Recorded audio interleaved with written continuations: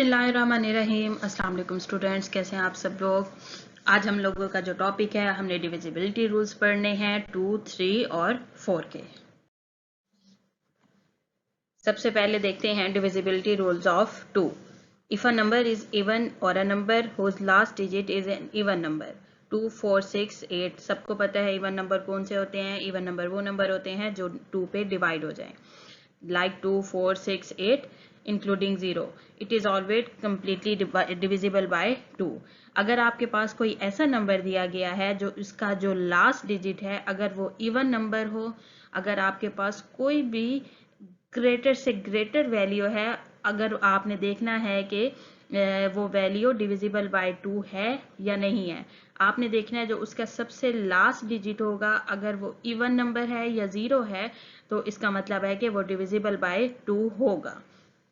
Like आपके सामने example है 508 is an even number and is divisible bye 2। अब 508 है, अगर आपने देखना है, अगर आपके सामने आए 508 और आपसे पूछा जाए कि इज 508 इज डिविजिबल बाय 2 और नॉट, आप सिंपली या तो आप है कि लॉन्ग डिवीजन प्रोसेस करें और आप देखें कि वो कंप्लीटली डिवाइड हो रहा है या नहीं हो रहा।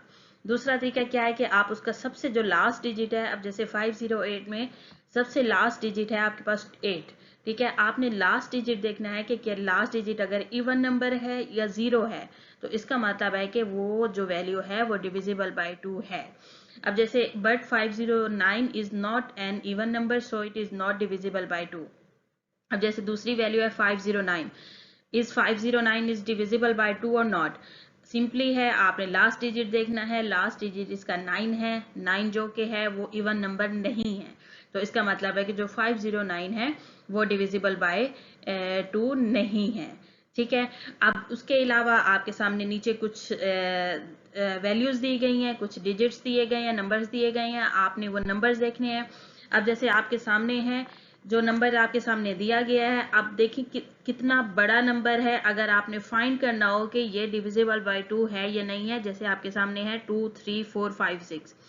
अब 2, 3, 4, 5, 6 डिविजिबल बाय 2 है या नहीं है, तो अगर आप डिवाइड करेंगे तो वो बहुत लंबा प्रोसेस हो जाएगा। आपने सिंपली 2, 3, 4, 5, 6 के लास्ट में देखना है 6 है जो कि है इवन नंबर, तो 6 जो कि इवन नंबर है तो इस अंडरस्टूड है कि ये जो वैल्यू है 23,456 ये डिविजिबल बाय 2 है, ठीक है।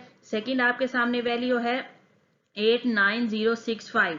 अब ये भी बड़ी वैल्यू है। अब ये फाइंड करने के लिए 89065 डिविजिबल बाय 2 है ये नहीं है, आपने सिंपली यही करना है कि आपने सबसे लास्ट वैल्यू देखनी है, सबसे लास्ट वाला डिजिट देखना है और देखना है कि ये वो इवन नंबर है या नहीं है। अगर इवन नंबर है तो डिविजिबल बाय 2 है, इवन नंबर नहीं है तो डिविजिबल बाय 2 नहीं है। नीचे मैंने आपको 3 से 4 वैल्यूज दी हैं।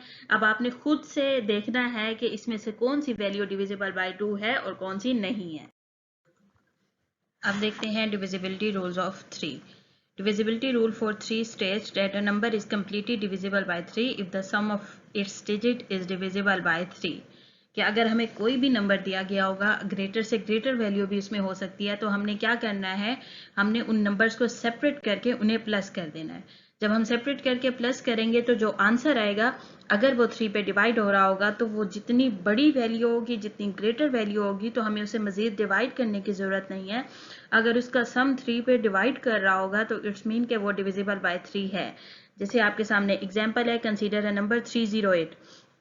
To check whether 308 is divisible by 3 or not, take the sum of digits। अब 308 है, हमने इन नंबर्स को सेपरेट कर लिया, 3 + 0 + 8, ठीक है। इन नंबर्स को हमने सेपरेट किया तो हमारे पास आया 11, ठीक है। अब हम 11 को 3 पे डिवाइड करेंगे, 3 के टेबल में 11 नहीं आता, तो इसका मतलब है जो 308 है वो डिविजिबल बाय 3 नहीं है, ठीक है। उसके बाद आपको यहाँ पे और वैल्यूज दी गई हैं, ये आप लोगों ने खुद इसका सम करना है। जैसे आप 315 है, आप क्या करेंगे 3 + 1 + 5, ठीक है। 3 + 1 + 5 करेंगे, जो आंसर आएगा आप उसे डिवाइड करेंगे 3 पे। अगर वो 3 पे डिवाइड हो रहा होगा तो इसका मतलब है कि ये वैल्यू डिविजिबल बाय 3 है, अगर नहीं हो रहा होगा तो इट्स मीन ये वैल्यू डिविजिबल बाय 3 नहीं है। इस तरह से सेकंड आपके पास जो दिया गया है 2789, इसमें भी आपने इसे सेपरेट करना है, 2 + 7 + 8 + 9। जो आंसर आएगा उसे आपने 3 से डिवाइड करना है। अगर इसका आंसर 3 से डिवाइड हो गया तो इसका मतलब है ये वैल्यू डिविजिबल बाय 3 है, अदरवाइज नहीं है। इस तरह से जितनी भी बड़ी वैल्यू दी गई होगी आपने सिंपल उसमें चेक यही करना है उनका सम करके कि वो अगर आंसर डिविजिबल बाय 3 होगा तो इसका मतलब है कि वो जितनी भी ग्रेटर वैल्यू होगी वो डिविजिबल बाय 3 होगी, अदरवाइज नहीं होगी। इसके बाद देखते हैं divisibility rules of 4। If the last 2 digit of a number are divisible by 4 then that number is divisible by 4 completely. अगर आपको कोई भी बड़ी से बड़ी वैल्यू दी गई है आपने सिर्फ और सिर्फ उसके लास्ट 2 डिजिट्स देखने हैं। जो उसके लास्ट 2 डिजिट्स हैं अगर वो 4 पे कंप्लीटली डिवाइड हो रहे होंगे तो इसका मतलब है कि वो जो जितनी भी बड़ी से बड़ी वैल्यू भी होगी तो वो डिविजिबल बाय 4 होगी, अदरवाइज नहीं होगी। ठीक है, अब जैसे यहाँ पे 2308 है, अब इसमें लास्ट 2 डिजिट्स हमारे पास हैं 08। अब 08 4 2 8 होता है तो इसका मतलब है ये वैल्यू डिविजिबल बाय 4 है। ठीक है, अब यहाँ पे जो वैल्यूज दी गई हैं आपने लास्ट 2 डिजिट्स उनके देखने हैं, लास्ट 2 डिजिट्स क्या 4 पे डिवाइड हो रहे हैं। अगर हो रहे हैं तो इसका मतलब है वो पूरी वैल्यू डिविजिबल बाय 4 होगी, अदरवाइज नहीं होगी।